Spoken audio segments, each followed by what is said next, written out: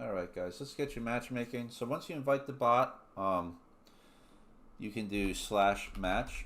That pretty much brings up all your options. This lounge option is more if you're not looking to game, but you're looking to drink, talk, smoke, whatever. That's what that's for. But anyway, we're going to matchmake for a game. So we're going to hit /matchmake.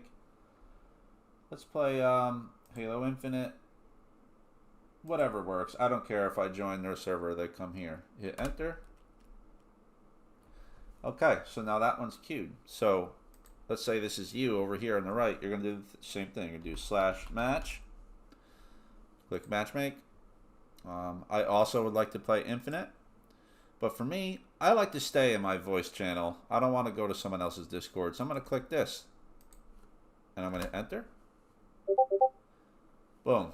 Now the bot messages you both, as you can see here. So you're going to get an invite. See that? Okay. And I'm going to click join voice. And it automatically brings you to the person's Discord who wanted to stay, or if vice versa. And that's pretty much it. And if you change your mind and you don't want to queue anymore, you can type /leaveque. So like this, /leave. And you'll see you can leave the queue. And that's a basic overview of how the bot works. Okay.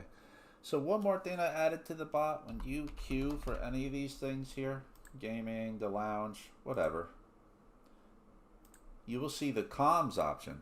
Comms lets you know, hey, I'm a talkative person, I'm quiet, I really don't care, I just want to game. So any of those that you pick, and if you don't find someone in a certain amount of time for either of these options, it defaults to don't care, so you eventually get queued to people. And that works for all the matchmaking options. If it doesn't find someone for a little while, it removes preferences until you do get someone. So you see there.